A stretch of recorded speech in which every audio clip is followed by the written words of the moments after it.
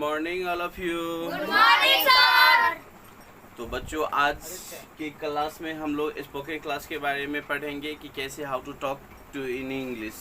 ठीक है, अंग्रेजी में कैसे बात किया जाता है। ठीक है, when someone will ask you what's your name, तो व्हाट विल यू से? My name is Aditya Kumar. My name My is name is Chandan Kumar. My name is Dheeraj Kumar. My name is Baby Kumari. My name is Chandan Kumar. बोल दो, my name is Sejal. Kumari. Very good. तो देखो, spoken class में 1 bye 1 करके समझना होगा। जब हमसे कोई पूछता है, ठीक है ना, तो उस समय जो है सो आप एकदम फ्लुएंटली कॉन्फिडेंट से जवाब देना है, उसमें कोई हेजिटेशन नहीं है। ठीक है, तो कोई अगर मान लीजिए पूछेगा व्हाट्स योर नेम, तो बता दीजिएगा व्हाट्स योर फादर्स नेम, बता दीजिएगा what is your mother's name, what is your grandfather's name, what is your. Yes sir. Yes sir. ठीक है, Yes sir. तो इस तरह से हम बनाएंगे। तो पहला नंबर, सबसे पहले नंबर जो है, आज हम हैज टू और हैव टू का प्रयोग करना सीखेंगे। ठीक है, हैज टू और हैव टू का प्रयोग कैसे? जैसे मान लो मुझे जाना है, तो क्या बोलेंगे? I have to. Go. मुझे खाना है, I have to eat. मुझे खाना है, क्या बोलेंगे? I have to eat. मुझे गाना है, क्या लिखेंगे? I have to sing. ठीक उसी प्रकार रहेगा, उसे जाना है। उसे जाना है या उसे जाना पड़ता है, बात सेम ही है। तो क्या होगा? He has to go. मुझे खाना, उसे खाना है, तो ही हैज टू ईट। मुझे गाना है, तो आई हैव टू सिंग। तो बच्चों, हैज टू और हैव टू का प्रयोग, तो हैज टू का प्रयोग कहाँ करेंगे? जहाँ पे हमारा he, she, it, Ram, Mohan, etc third person of singular noun, third person of singular number with use has to. ठीक है, और I, we, they, you, etc plural number of noun with use have to. तो बच्चों समझ गए कि has to और have to का प्रयोग कहाँ करेंगे? जहाँ पे थर्ड पर्सन रहेगा। ठीक है ना, जैसे उसे जाना है, ही हैज टू गो। उसे आना है, ही हैज टू कम। उसे वहाँ जाना है, he has to go there. मुझे यहाँ आना है, I have to come here. मुझे पढ़ना है, आई हैव टू रीड। मुझे वहाँ जाना है, या I have to go there. मुझे स्कूल जाना है, तो I have to go to school. मुझे सोना है। तो I have to sleep. Yes sir. मुझे सोना है, तो आई हैव टू स्लीप। मुझे पढ़ना है, तो आई हैव टू रीड। उसे पढ़ना है, तो हैज टू और हैव टू का प्रयोग हम इस तरह से कर लेंगे। अब हैज टू और हैव टू के बाद जो है सो हम बात करेंगे किस चीज़ का, जो हमें आसानी लगे बोलने में। तो बच्चों, वाज और वर, वाज और वर का प्रयोग कहाँ करते हैं? जहाँ पे जहाँ पे था, थे, थी, जिस क्रिया के अंत में था, थे, थी लगा हो, वहाँ पे हम वाज वेयर का प्रयोग करते हैं। और इसका मुख्य रूप से हम पास्ट कंटिन्यूअस टेंस में करते हैं। जैसे मैं पढ़ रहा था, तो आई वाज रीडिंग। मैं जा रहा था, आई वाज गोइंग। मैं सो रहा था, आई वाज स्लीपिंग। तो आई जो होता है वो क्या होता है? फर्स्ट पर्सन का, ये फर्स्ट पर्सन है आई, लेकिन ये क्या है? सिंगुलर नंबर है। फर्स्ट पर्सन का आई क्या है? सिंगुलर नंबर है, और आई के साथ साथ ही, सी, इट, राम, मोहन, जितना भी थर्ड पर्सन रहेगा उसके साथ हम वाज का ही प्रयोग करेंगे। और वर का प्रयोग कहाँ करेंगे?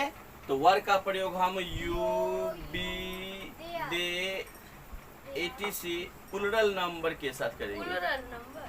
Plural number with use word.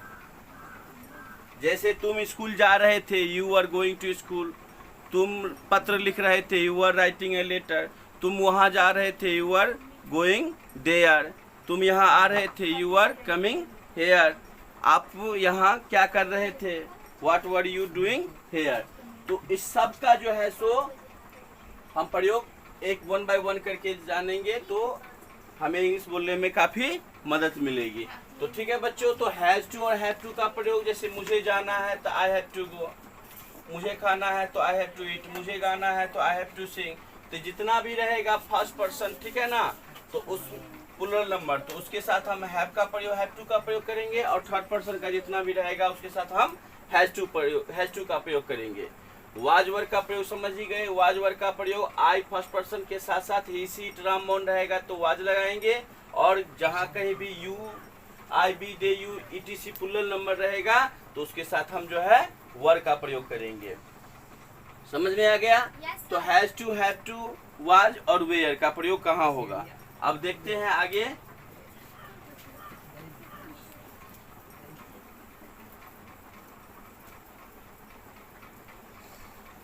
देखो, इंग्लिश क्या है? एक लैंग्वेज है। English is an international language as well as global language. Out of country, most people speak in English. That's why English is necessary for all students who wants to prepare competitive examination. Yes, Okay, Yes, so sir. we all need to speak English fluently. Yes, sir. If we don't know math, that doesn't matter. If you don't know science, that doesn't matter. If we don't know English, then it's a create a big problem to understand anything. So we all need to speak English fluently. So now I am going to teach you where to use had to. तो बच्चों had to, have to का प्रयोग कर लिए। अब had to का प्रयोग कहाँ करेंगे? had to का प्रयोग जैसे मुझे जाना था, पड़ता था, मुझे जाना पड़ता था, I had to go, मुझे पढ़ना पड़ता था,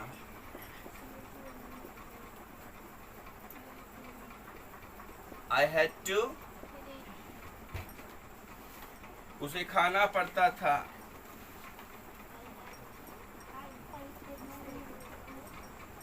क्या लगाएंगे? He had to it.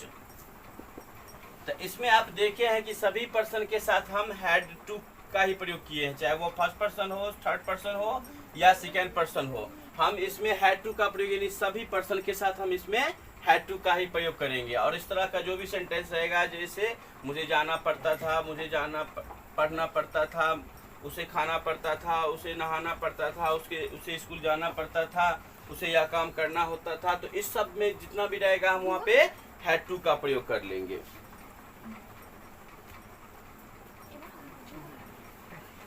ठीक है?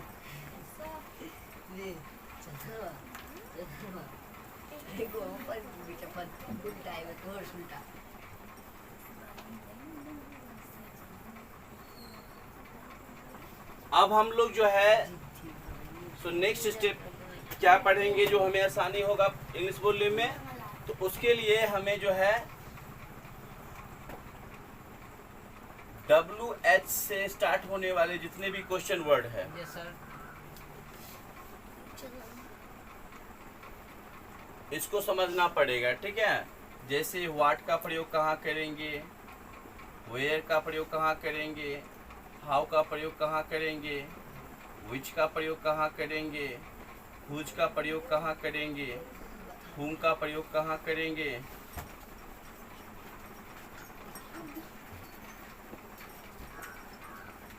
वाई का प्रयोग कहाँ करेंगे? ठीक है,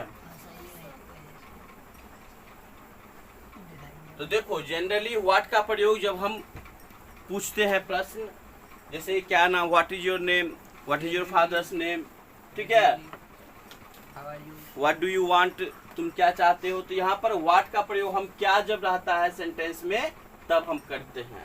जैसे मान लेते हैं कि राम इट्स अ मैंगो, तो Ram it's a mango, Ram क्या हो गया?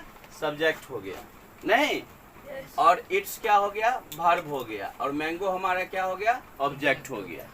तो सब्जेक्ट किसे कहेंगे और वर्ब किसे कहेंगे और ऑब्जेक्ट किसे कहेंगे, इसको भी समझना जरूरी होता है। तो चलिए एक स्टेप में समझ लेते हैं।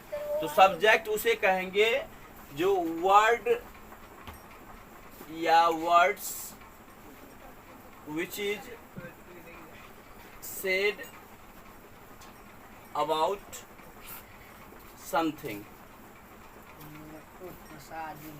Is called subject. ठीक है ना, जिसके बारे में कुछ कहा जाए वो क्या हो जाता है? सब्जेक्ट। उसके बाद सेकेंड थिंग्स, वर्ड या words which is said about subject is called predicate. ठीक है, और तीसरा ए नॉन और ए pronoun comes after the verb is called object। तो बच्चों अभी हम सब्जेक्ट, प्रीडिकेट और ऑब्जेक्ट के बारे में समझ लिए, ठीक है ना। तो प्रीडिकेट जो होता है वो remaining part of the sentence except subject, subject को छोड़ करके जो भी सेंटेंस बच जाता है वो हमारा प्रीडिकेट हो जाता है, ठीक है ना। और उसी प्रीडिकेट के अंतर में वर्ब और ऑब्जेक्ट भी आता है। तो वर्ब तो आप अच्छी तरह से समझते हैं कि verb is a word which shows an action, state और पोजीशन, जहाँ कुछ करने या दशा सौमित्य का बोध होता है। तो सब्जेक्ट जान लिए, ऑब्जेक्ट जान लिए और वर्ब भी जान लिए। क्या होता है? Verb is a word which shows an action, जो एक्शन को शोज करता है वह वर्ब होता है। तो व्हाट का प्रयोग हम कॉन्सेप्ट में कहाँ करेंगे? जहाँ पर क्या रहेगा सेंटेंस में लिखना तब। और वेयर का प्रयोग कहाँ करेंगे? जहाँ पे कहाँ रहेगा। जैसे where do you live at, तो आप बोलते हैं I live at Jagdishpur, Ramiya I live at Pachrukhi, I live at, ठीक है ना, Rani Tol I live at Mujauna. तो कहाँ रहेगा? तो वहाँ पे हम वेयर का प्रयोग करेंगे, ठीक है। अब है हाउ, हाउ का प्रयोग कहाँ करते हैं? जहाँ हम जैसे कैसे कोई रहता है तो हम करते हैं। जैसे how are you, how old are you, ठीक है, how have you come here, how have you gone there. तो वहाँ पे हम जो है सो हाउ का प्रयोग करते हैं। हाउ का प्रयोग कहाँ करते हैं? जब कैसे दिया रहेगा, ठीक है ना, आप कैसे इस काम को कर रहे हैं, how are you doing this work. और विच का मतलब क्या होता है? किसका, किसकी, ठीक है ना। जैसे which class do you read in, आप किस क्लास में पढ़ते हैं, ठीक है ना। Which class do you read in, या which subject do you like to read, कौन सा सब्जेक्ट आप पढ़ना पसंद करते हैं। और हुज का प्रयोग हम किस में करते हैं? जब नॉन लिविंग थिंग्स होता है वहाँ पर प्रयोग करते हैं। जैसे हम बोलते हैं ना, whose marker is this, whose pencil is this, यह किसका, ठीक है ना। तो किसका, किसकी इसमें भी होता है। तो आप इसमें ज़्यादातर नॉन लिविंग थिंग्स के लिए प्रयोग करते हैं। और हुम का प्रयोग हम कहाँ करते हैं? लिविंग थिंग्स के लिए। जैसे आपके साथ कौन आए हैं, ठीक है, आप किसके साथ आए हैं, तो क्या बनाएंगे? हुम हैव यू कम विथ, आप किसके साथ आए हैं। तो हुम का प्रयोग कहाँ करते हैं? लिविंग थिंग्स के पास करते हैं। किन्हें? जैसे आप यहाँ किसे पहचानते हो, जानते हैं, हुम डू यू नो हियर। और वाई का प्रयोग क्या करते हैं? जहाँ हमारा क्यों रहता है। तो क्यों के जैसे तुम क्यों पढ़ते हो, वाई डू यू रीड, तुम क्यों लिखते हो, वाई डू यू राइट, तुम क्यों ऐसे करते हो, why do you behave like so, ठीक है। तुम वहाँ क्यों जाते हो, why do you go there, तुम यहाँ क्यों आते हो, why do you come here, ठीक है। तुम मेरी बात क्यों नहीं सुनते हो, why don't you listen to me. तुम, तो यहाँ पे जो भी रहेगा तो वाई का प्रयोग हम कर लेंगे जहाँ रहेगा क्यों। और हुम का प्रयोग जान लिए किन्हें रहता है? ठीक है। तो हुम का प्रयोग कहाँ करेंगे? जहाँ किन्हे रहेगा। जैसे आप यहाँ किन्हे पसंद करते हैं, ठीक है, हुम डू यू लाइक हियर, आप किनके साथ जाना पसंद करते हैं, ठीक है, हुम डू यू गो विथ। और हुज का प्रयोग कहाँ करते हैं? जब किसका किसकी रहेगा, जैसे whose pencil is this, whose book is this, whose mobile is this, whose book is this, तो वहाँ पे हम हुज का प्रयोग करेंगे। हुज का मतलब क्या होता है? किसका किसकी में करते हैं, ठीक है ना।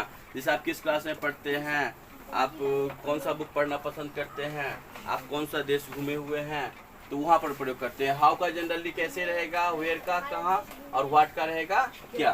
तो देखो इंग्लिश में धीरे धीरे हम स्टार्ट करेंगे, क्योंकि देखो brain is never full of knowledge, दिमाग कभी ज्ञान से भरा नहीं होता है। इसमें जितना पढ़ोगे उतना आएगा धीरे धीरे। अब ये चाहेंगे कि एक ही बार में हमको इंग्लिश फ्लुएंटली बोल लेंगे, ऐसा नहीं होता। हर एक चीज को धीरे धीरे करके समझना है, और उसको धीरे धीरे समझ करके क्या है, डेली लाइफ प्रैक्टिस यूज करेंगे तो हमारा एकदम निश्चित है। और जैसे WH क्वेश्चन वर्ड से जो है, जैसे आपको है ज्यादातर मोस्ट ऑफ क्वेश्चन जो है क्रिएटिंग होता है यही WH वर्ड से, इसके लिए इसको जानना एकदम बेहद जरूरी है। It's very important to know this. और जैसा कि मैंने बताया कि was word, has, have, has to, had to, ये सब का भी प्रयोग जो है हम डेली लाइफ में करते हैं। तो इस सब का प्रयोग से आप लोग कम से कम एटलीस्ट 20 सेंटेंस बनाइएगा, प्रैक्टिस कीजिएगा बोल करके अपने साथी के साथ। तो आई थिंक आपका जो है इंग्लिश में बहुत सुधार हो जाएगा। हम ये नहीं कहते हैं कि आपको जो है सो एक ही दिन में इंग्लिश कोई नहीं कर सकता है। नोबडी कैन से कि I can teach you English with few days, ठीक है ना, कुछ दिन के साथ हम सिखा देंगे। इसलिए इंग्लिश जो सीखना है तो धीरे धीरे प्रैक्टिस कीजिएगा, क्योंकि practice max student great. Practice जो होता है मैन को भी परफेक्ट बनाता है, स्टूडेंट को भी परफेक्ट बनाता है, तो सब कुछ का होता है। और ये है हमारा स्पोकन क्लास का दूसरा क्लास है, ठीक है ना। तो धीरे धीरे हम इस तरह से समझेंगे। देखो इसका कोई एक सिलेबस नहीं होता है कि कोई चीज़ चालू करेंगे या कहेंगे कि ये स्पोकन क्लास का पहला होता है। धीरे धीरे सब कुछ तो इंग्लिश में ही रहता है, ठीक है ना। तो धीरे धीरे प्रैक्टिस करेंगे तो हमारा जो है सुधार हो जाएगा, और हम उस पर जो है सो अमल करेंगे, फॉलो करेंगे, तब होगा। ऐसे ही नहीं जी कुछ कर दिए हो गया। जिस प्रकार आप देखते होंगे कि मनुष्य को अपने भविष्य की जानने की इच्छा कितना पुराना है, जितना कि खुद मनुष्य है। To know the future has been greatest ambition of a man, just like student, ठीक है ना। तो I love the student who very work hard, जो बहुत ही कठिन परिश्रम करते हैं, और आई ऑलवेज विथ हिम, यार हम हमेशा उनके साथ हैं। I will improve him in English, मैं उनको इंग्लिश में सुधार जरूर करूँगा, ठीक है। आई होप आपको यह वीडियो बहुत अच्छा पसंद आया होगा। फिर भी अगर कुछ परेशानी रह गई होगी तो आप नीचे कमेंट में आप अपना प्रॉब्लम जो है सो लिख करके भेजिएगा, ताकि हम उसका जो है जल्द से जल्द इम्प्रूव कर देंगे, ठीक है। तब तक के लिए धन्यवाद, थैंक यू।